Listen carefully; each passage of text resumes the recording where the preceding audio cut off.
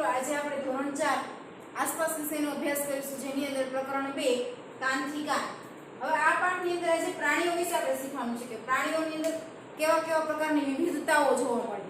બરોબર? પ્રાણીની અંદર બધા પ્રાણીને તમે જોજો બધાના કાન અલગ અલગ આકારના હશે. પ્રાણીઓની કંઈક નવી ખાસિયત તમને આમાં અને આ પાઠની અંદર શીખવા મળશે. જો ચિત્રની અંદર મારા કાન કોને મળ્યા છે, દરેક પ્રાણીને તમે કાન જુઓ, હાથીને ક્યારે આવડા કાન હોય? કલાકારે ચાઈને અહીંયા ભૂલ કરેલી છે તમને બતાવવા માટે કે જો ભગવાને આ રીતના પ્રાણીઓને કાન આપ્યા હોત તો કેવા લાગે. જેવું પ્રાણી જે છે એ પ્રમાણમાં ભગવાને એને કાન આપ્યા છે, પણ હાથી આવડો મોટો હોય કાન એને ઉંદર જેવા આપ્યા હોય તો દેખાય. પછી એવી રીતે જીરાફના કાન જુઓ તમે, જીરાફના હાથીના કાન જીરાફને આપી દીધા છે. એવી જ રીતે ઉંદર છે એના કાન પણ બદલાવી નાખ્યા. સસલાના કાન તો કે ભેંસને દઈ દીધા. એવી રીતે દરેક પ્રાણીના કાન છે એકબીજા ઉપર લગાવી દીધા છે. પછી આપણે ઓળખવાનું છે કે કયા પ્રાણીના કાન કયા પ્રાણીને આપ્યા છે. શું આ પ્રાણીઓ રમૂજી લાગે છે? કલાકારે પ્રાણીઓના માથા ઉપર કાન ખોટા દોર્યા છે. નીચે આપેલી જગ્યામાં પ્રાણીઓના સાચા કાન કયા પ્રાણી પર છે તે જણાવો. હવે તમને પ્રાણીના નામ આપ્યા છે ને આ પ્રાણીના કાન કયા પ્રાણી પર છે તમારે લખવાનું છે. તો પહેલું છે હાથી, તો હાથીના કાન કોના ઉપર છે? તો કે જીરાફ ઉપર. પછી બીજું છે સસલું, તો સસલાના કાન કોની ઉપર છે? તો કે કૂતરા ઉપર. પછી ઉંદર, તો ઉંદરના કાન કોની ઉપર છે? તો કે હાથી ઉપર.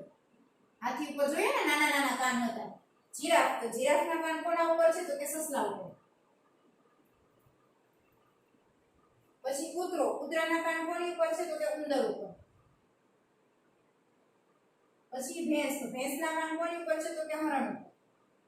અને હરણના કાન ભેંસ ઉપર. અદલ બદલ કરીને આવી રીતે પ્રાણીઓના કાન છે એકબીજા ઉપર લગાવેલા છે.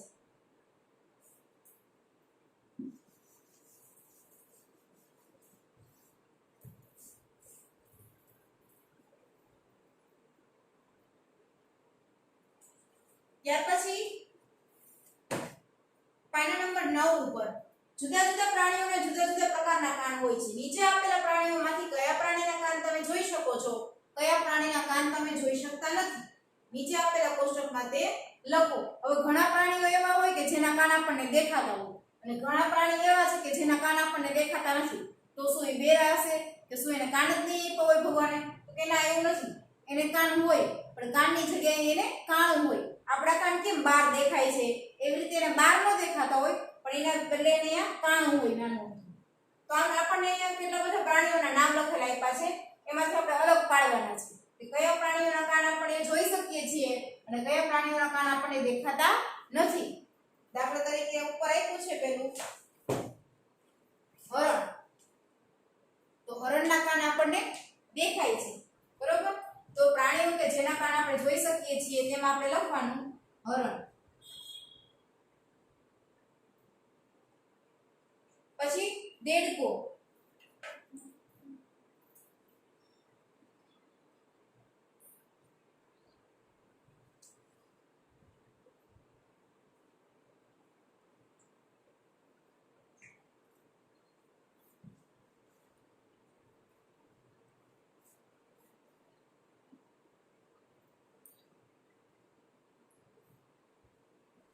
હરણના કાન આપણને દેખાય છે. બરોબર? પછી દેડકો, દેડકાના કાન તમને ક્યારે દેખાણા? તમે દેડકો જોયો જ હશે. દેડકાના કાન નથી દેખાતા, એને કાનની જગ્યાએ કાણું હોય. પછી માછલી, તો માછલીનું કાન પણ આપણને નથી દેખાતો. પછી કીડી, તો કીડીના કાન પણ આપણને નથી દેખાતા. જોયા તમે ક્યારે કીડીના કાન? પછી કાગડો, કાગડાના કાન પણ આપણને નથી દેખાતા. હોય છે બધાયને કાન પણ આપણને દેખાતા નથી. અમુક પ્રાણીના દેખાય છે, અમુકના નથી દેખાતા. ભૂંડ, તો ભૂંડના કાન દેખાય. પછી જીરાફ, તો જીરાફના કાન પણ દેખાય. પછી બિલાડી, તો બિલાડીના કાન પણ દેખાય.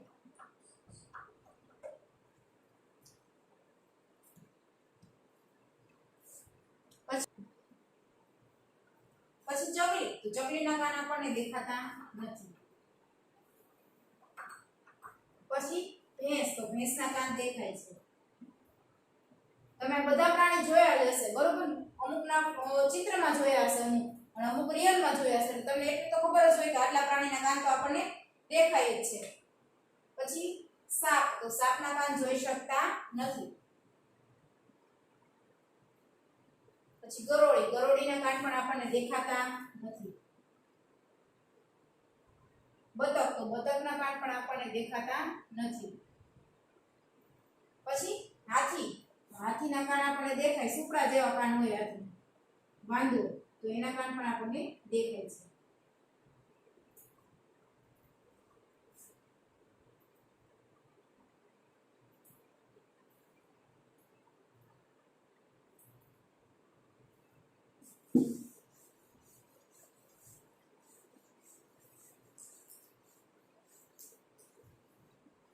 પછી શું કીધું છે?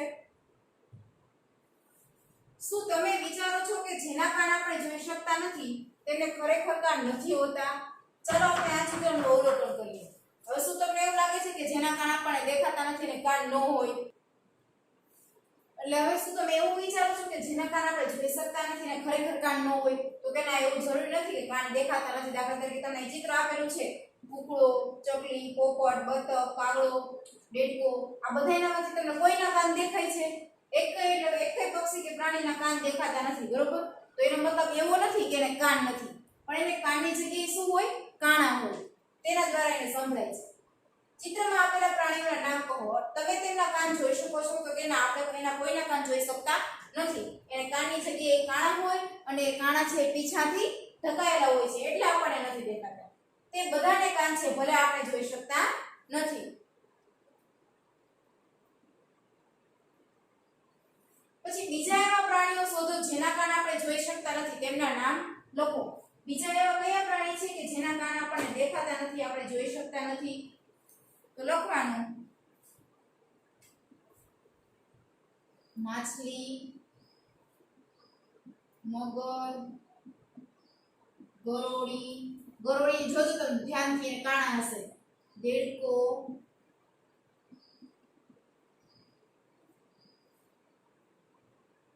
માખી, મચ્છર, કબૂતર વગેરે.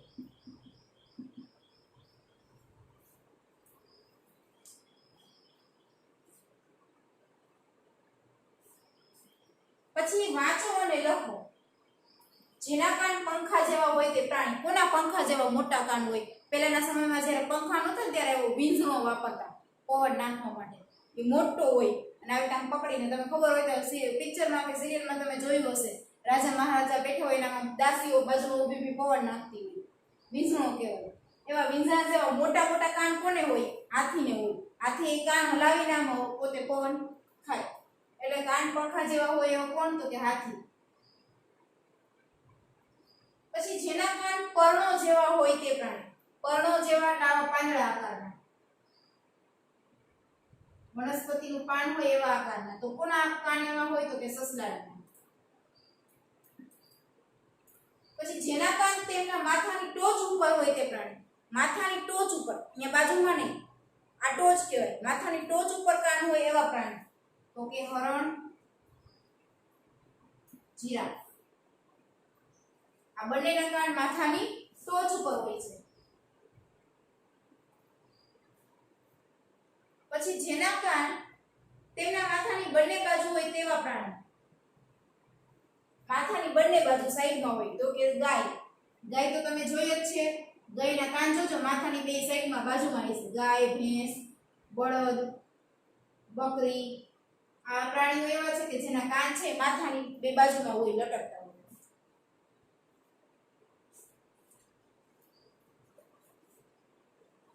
સરસ અક્ષરે લખવાનું છે દરેક વિદ્યાર્થીએ.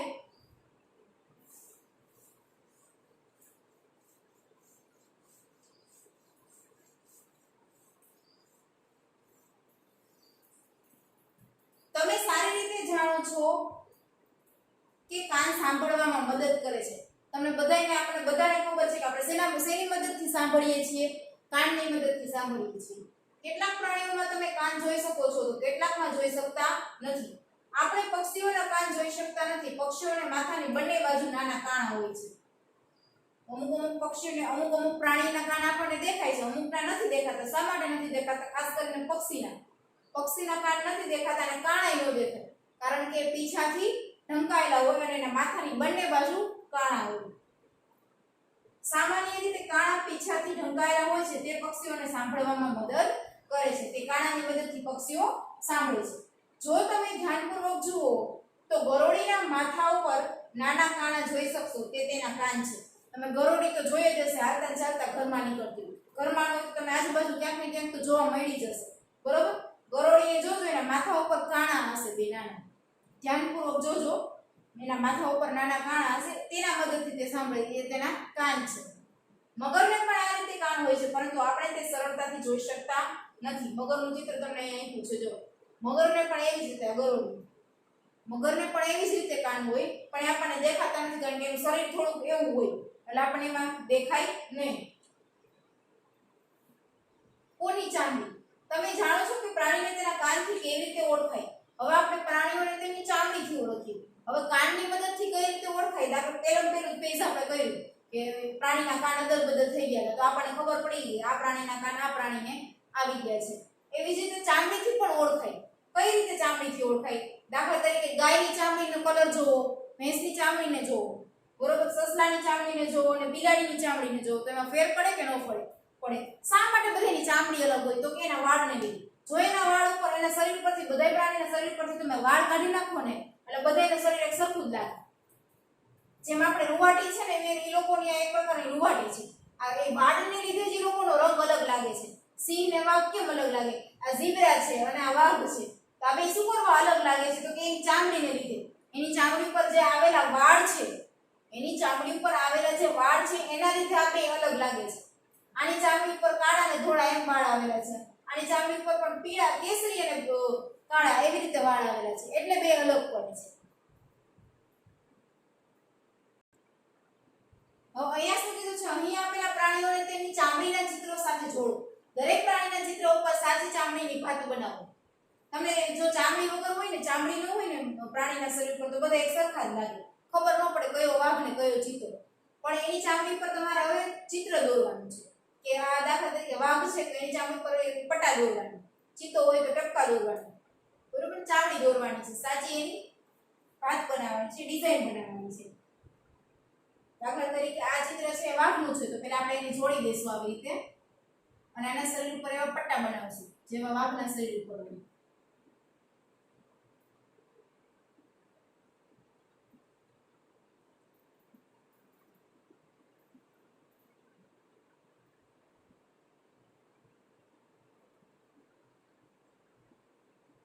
આ રીતે.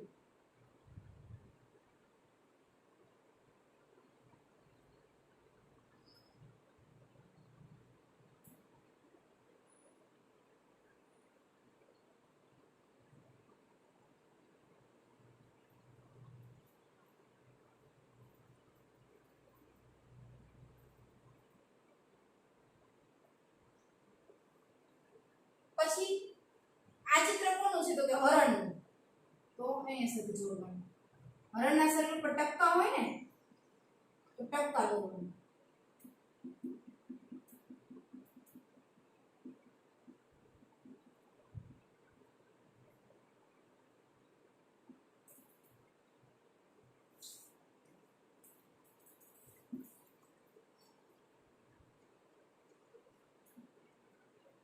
હરણના આટલા ભાગમાં વધારે, શરીરના ભાગમાં ટપકા હોય છે. પછી આ ઝીબ્રા છે, તો આ ચિત્ર ઝીબ્રાનું છે, એની સાથે જોડો અને ઝીબ્રાને બ્લેક અને વ્હાઈટ પટ્ટા હોય તેવા પટ્ટા કરવાના.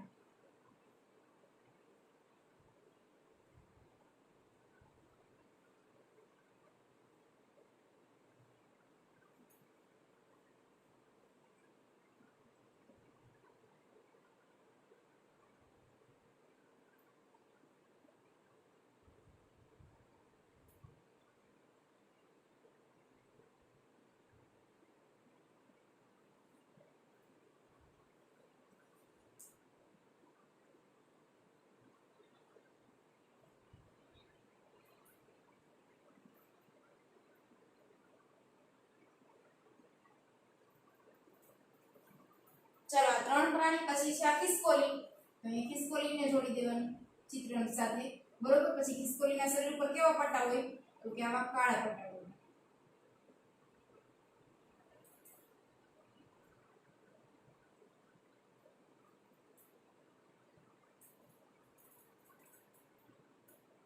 ચાલો આટલું દોરાઈ ગયું.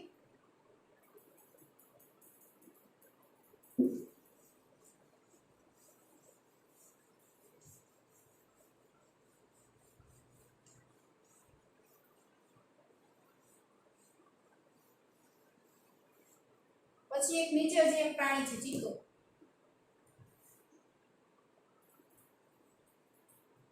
એના શરીર પર શું છે તો કે જાડા કાળા ટપકા છે, ઘાટા.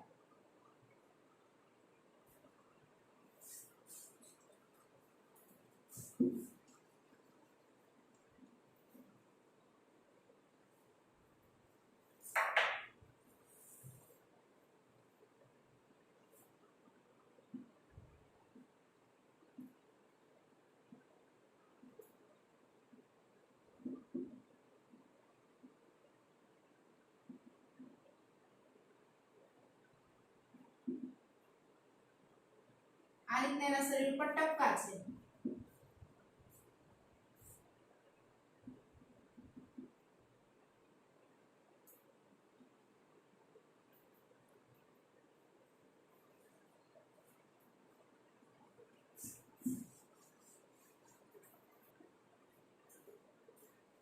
પછી જુદા જુદા પ્રકારની ભાત પ્રાણીઓના શરીરની ચામડી પર રહેલા વાળના કારણે છે. એના બધાના શરીર પર આવી ડિઝાઇન શા માટે જોવા મળે છે, તો કે એના શરીર પર રહેલા વાળને લીધે. એના વાળ છે એવા રંગના છે એટલે એવી ડિઝાઇન એના શરીર પર આપણને જોવા મળે છે. તમે ક્યારેક કોઈ પ્રાણીને વાળ વગર જોયો છે? અનુમાન કરો કે પ્રાણીની ચામડી પર વાળ ન હોય તો કેવા લાગે? કોઈ ભાગ કે રંગ પણ નહીં હોય. તમે કોઈ પ્રાણીને કદાચ વાળ વગર નહીં જોયું હોય કે વાળ વગરનું જોવો તો વિચારો કે કેવા લાગતા હશે. બધા પ્રાણીને એક પ્રાણીના શરીર પર વાળ જ ન હોય તો એ કઈ આવા સરસ લાગે? તમને ખબર ન પડે ચિત્તો કયો અને વાઘ કયો, બધા એક સાથે શરીરની ચામડી લાગે. પછી નીચે આપેલા કોષ્ટકમાં પ્રાણીઓના નામની સામે તેમના દેખાવના આધારે સામે ખાનામાં રાઈટ કરો. દેખાવના આધારે રાઈટ કરવાનું. પ્રાણીના નામ તમને આપેલા છે, પછી એ પ્રાણીના કાન તમને દેખાય છે, દેખાતા હોય તો એ બોક્સમાં રાઈટ, ન દેખાતા હોય તો એ બોક્સમાં રાઈટ. પછી એ પ્રાણીના ચામડી પર વાળ છે તો વાળ હોય તો વાળવાળા ખાનામાં રાઈટ, પીછા છે તો પીછાવાળા ખાનામાં રાઈટ. દાખલા તરીકે તમને પેલું નામ આપ્યું છે બકરી, તો બકરીના કાન દેખાતા હોય તો કે હા દેખાતા હોય તો એ ખાનામાં રાઈટ. પછી નો દેખાતા હોય એમાં તો કઈ આવે જ નહીં કારણ કે દેખાય છે. પછી આપણે ખાનું ખાલી રાખી દેવાનું, ખોટાની નિશાની નથી કરતા.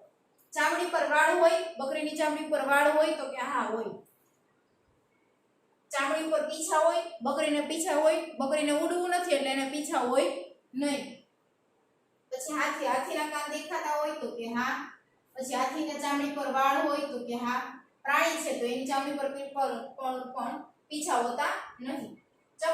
ચકલીના કાન દેખાતા ન હોય અને એના શરીર પર પીછા હોય, એને પાછા વાળ ન હોય. પક્ષીને વાળ ન હોય. કબૂતરના કાન દેખાતા ન હોય અને એના શરીર પર પીછા હોય. ઉંદરના કાન દેખાય, બરોબર, અને એની ચામડી પર વાળ હોય. પછી બિલાડીના કાન દેખાતા હોય, ચામડી પર વાળ હોય. ભેંસના કાન દેખાતા હોય, ચામડી પર વાળ હોય. બતકના કાન દેખાતા ન હોય ને બતકને શરીર પર પીછા હોય. દેડકાના કાન દેખાતા ન હોય, ચામડી ને વાળે નહીં, ચામડી પર વાળે ન હોય ને પીછાય ન હોય. કાગડાના કાન દેખાતા ન હોય અને શરીર પર પીછા હોય. પછી મોરના કાન દેખાતા ન હોય અને ચામડી પર પીછા હોય. વ્યવસ્થિત રાઈટ કરવાનું છે, આડાવું કરવાનું નથી. વિચારીને પછી નિશાની કરજો. દેડકામાં એક જ ખાનામાં રાઈટ આવશે, કાન દેખાતા ન હોય.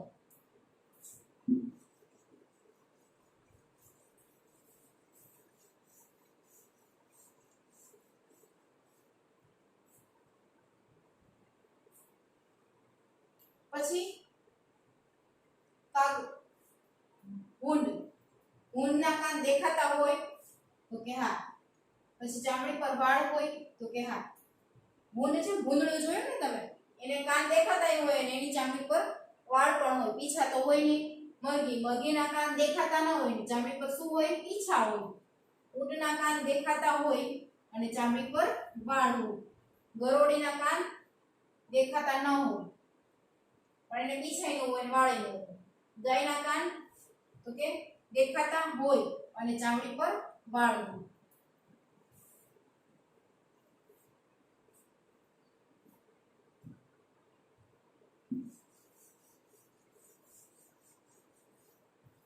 તમે ગાય અને ભેંસ માટે કયા ખાનામાં રાઈટ કર્યું?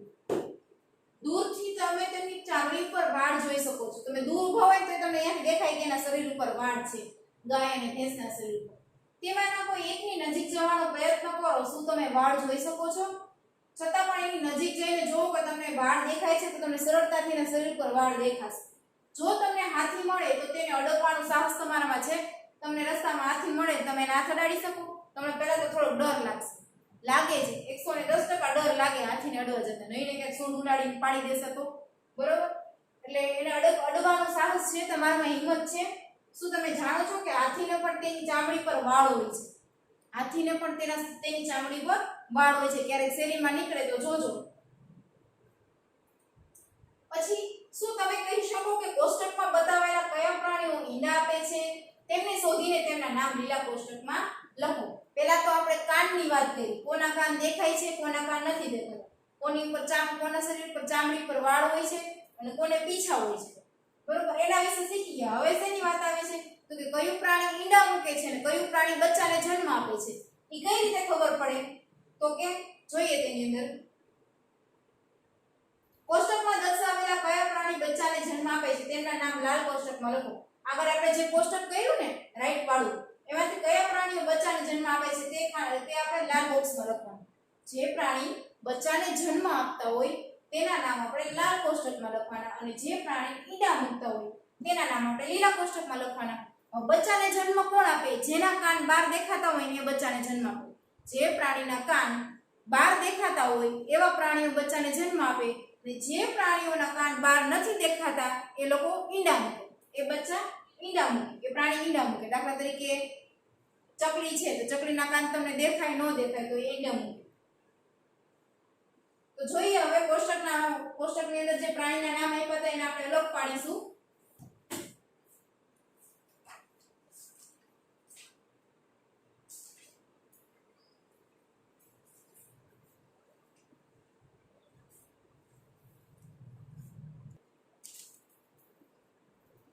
હવે લીલું કોષ્ટક આપણે જે આગળ જે પ્રાણીના નામ જોયા એમાં જે બચ્ચાને જન્મ આપતા હોય એના નામ આપણે લાલ કોષ્ટકમાં લખવાના છે, બરોબર? તો આગળ કયા કયા નામ આવ્યા હતા તો કે બકરી, જેટલા નામમાં સમાસ છે આપણે લખીશું.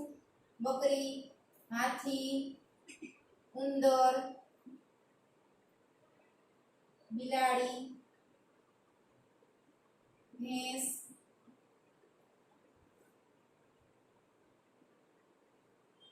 ઊંટ,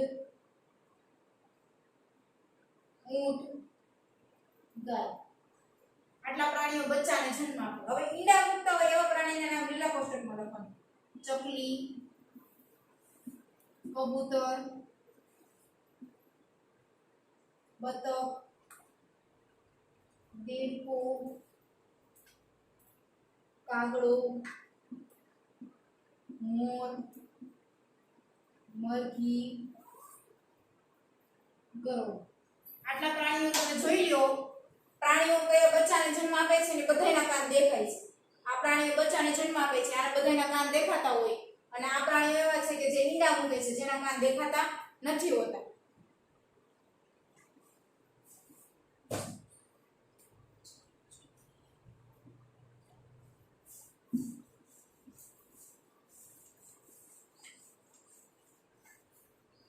પછી આગળ જોઈએ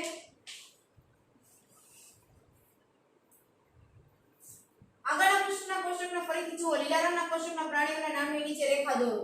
જે પ્રાણીઓના નામ લાલ રંગના કોષ્ટકમાં છે તેમના નામ ફરતે ગોળ કરો. તમને આગળ જે કોષ્ટક આપ્યું એમાં તમારે એ રીતે કરવાનું છે કે લીલા રંગના કોષ્ટકના પ્રાણીઓના નામની નીચે લીટી કરવાની અને લાલ રંગના કોષ્ટકમાં જે છે એના નામ ફરતે ગોળ કરવાનું. તેથી તમે શું નોંધ કરી? જે પ્રાણીઓના કાન જોઈ શકાય તેમના શરીર પર વાળ છે, આ પ્રાણીઓ બચ્ચાને જન્મ આપે છે. જે પ્રાણીઓને બહારની બાજુ કાન ન હોય, તેના શરીર પર વાળ ન હોય, તે પ્રાણીઓ ઈંડા મૂકે. દાખલા તરીકે ચકલી કે કોઈ પણ પક્ષી, એના કાન આપણને નથી દેખાતા તો એ ઈંડા મૂકે છે. પછી દાખલો પ્રાણી, તો કે એના શરીર પર વાળ હોય છે તો એ બચ્ચાને જન્મ આપે છે. કાનને બદલે મીંડું, તે મૂકે ઈંડું. આ યાદ રાખવાનું. કાનને બદલે મીંડું, તે મૂકે ઈંડું. જેના કાનની જગ્યાએ મીંડા જેવું કાન હોય એ ઈંડું મૂકે, એ ઈંડા મૂકે. તમે તમારા ઘર અથવા શાળાની આસપાસ નાના બચ્ચાવાળા પ્રાણીઓ જોયા છે? તેના નામ લખો. તમે તમારા ઘરની આજુબાજુ જોયા હોય તો એવા પ્રાણીઓના નામ લખવાના. તો લખવાનું હા, કૂતરી, બિલાડી, વાંદરા વગેરે. બીજો પ્રશ્ન છે, તમે ક્યારે કોઈ પ્રાણી પાળ્યું છે? તમે કયા કયા પાલતુ પ્રાણી વિશે જાણો છો? તો કે હા,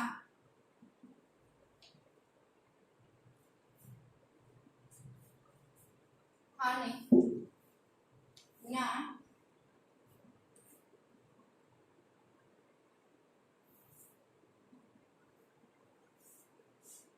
હું ગાય, ભેંસ, બળદ, કૂતરો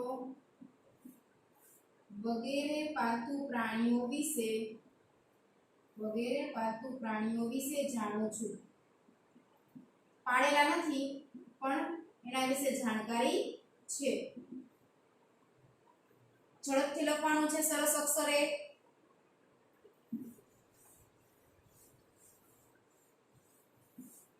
તમે જોયેલા પાળેલા પ્રાણી વિશે માહિતી મેળવો.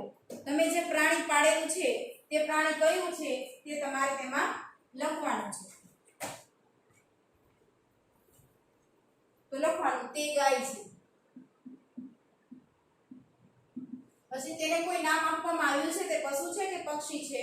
તો લખવાનું તેને માણકી નામ આપ્યું છે, તે પશુ છે.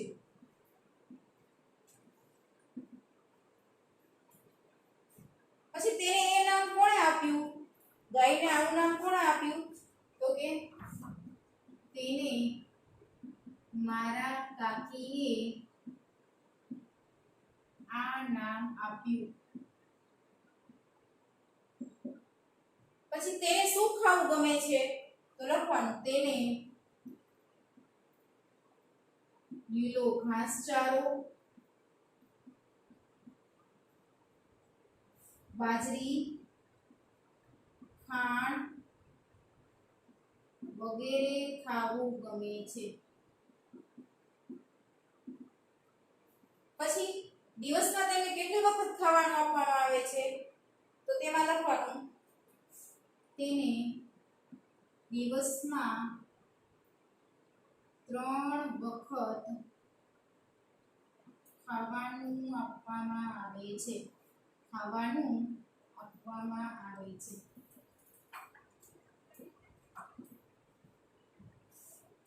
ઝડપથી લખવાનું છે.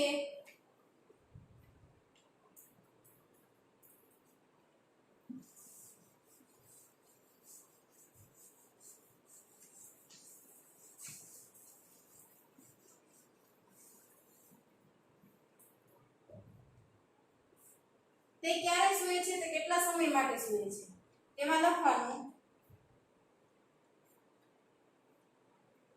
તે બપોરે અને રાત્રે સૂવે છે.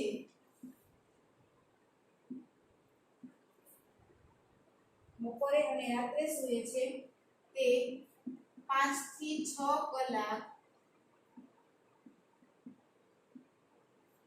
સૂવે છે. જેવી રીતે આપણે સૂવા જાય એવી રીતે પ્રાણીને પણ જોઈએ ને.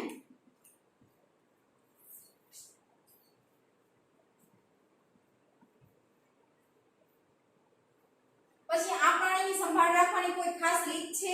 કેવી રીતે? તો કે હા, તેને દરરોજ નવડાવવામાં આવે છે. અલ્પવિરામ,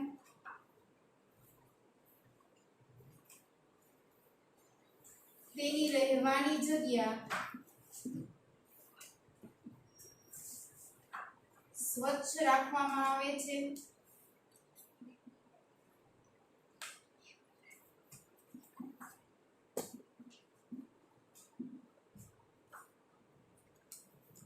તેને સમયસર ખોરાક અને પાણી આપવામાં આવે છે.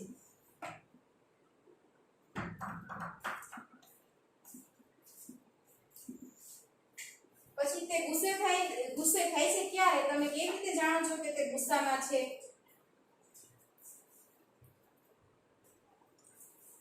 તેને કોઈ હેરાન કરે ત્યારે ગુસ્સે થાય છે.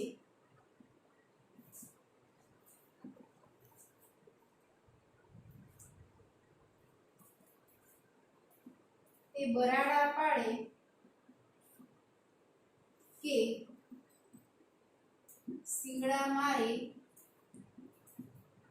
ત્યારે ખબર પડે કે તે ગુસ્સામાં છે. પછી શું તેમની ચામડી પર વાળ કે પીછા છે? હા, તેની ચામડી પર વાળ છે.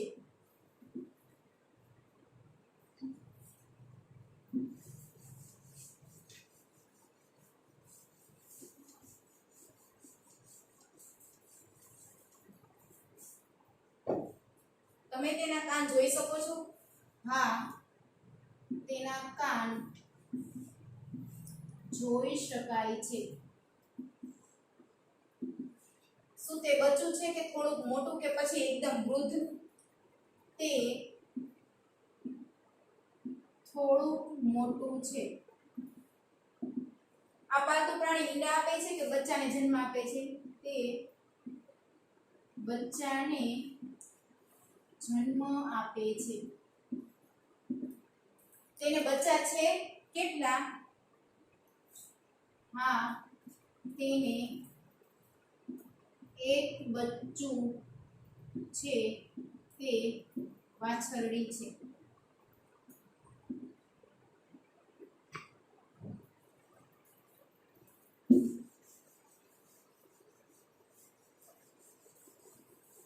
તે પ્રાણીનું ચિત્ર દોરો અને રંગ પૂરો. તેને તમારી પસંદગીનું નામ આપો.